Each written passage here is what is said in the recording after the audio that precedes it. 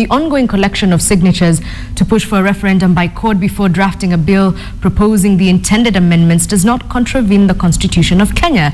Now, this is according to Suba Member of Parliament John Mbadi, who said there is no requirement for a draft bill in the Constitution. Mbadi also maintained that the Constitution presents two options through which the Constitution can be amended. That's a motion in the National Assembly or a referendum. However, in response to Mbadi's assertions, Elgeyo-Marakwet Senator Kipchumba Murkomen says that Kenyans voted for the Constitution because they liked it the way it is. And here is part of that conversation from KTN's Morning Express. There is an argument that's being peddled around that we agreed that we pass, then we amend. We never agreed anywhere. The people of Kenya agreed that this Constitution is good as it is. They voted for it as it is. Okay. All these statements we were peddling, because I was in years with Mbadi and others, we were just telling them, okay, if there are even those issues, we will see when it passes. But it doesn't mean that when the people were voting, they were voting that we pass it so that we amend. Two, and most important, is that even the things that we want to amend in the Constitution, even the things that Americans amended within the short period after their Constitution passed, were not the things to assist the opposition to get to office. There's 1.8 million Kenyans, close to 2 million, who did not vote for this Constitution. These people's voice must be heard. Plus others who probably right now have seen that there are certain clauses that need to be changed. Plus those of us who voted for it, knowing very well that there was about 20%, and the 20% was widely spoken about. There was about 20% that was not very good, that we felt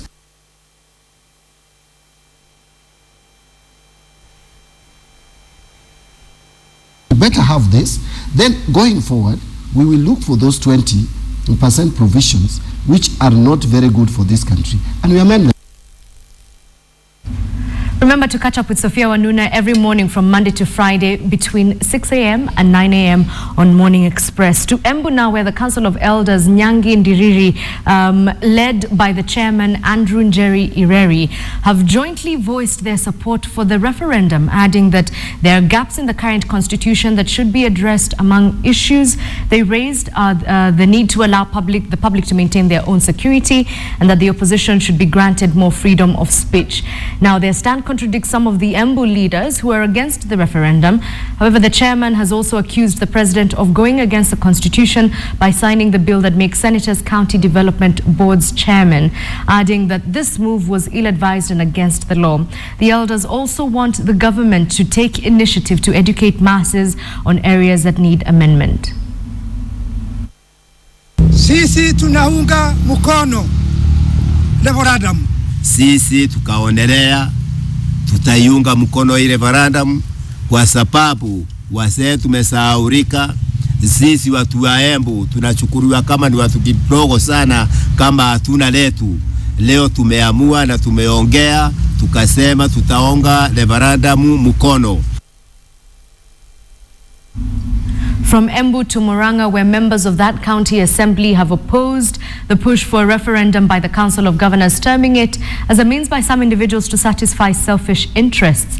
Led by Mary Waithera Njoroge, the MCAs said they will not be part of the push for the referendum, saying it is a waste of time and what county bosses are agitating for can be addressed by the National Parliament. They called on the governors to give the government time to implement their manifesto in their 5-year term instead of calling for a referendum. We are not part and parcel to the referendum. We are not supporting it because when we look at the issues that the governors are pushing in for, they are issues that can be addressed in our national parliament.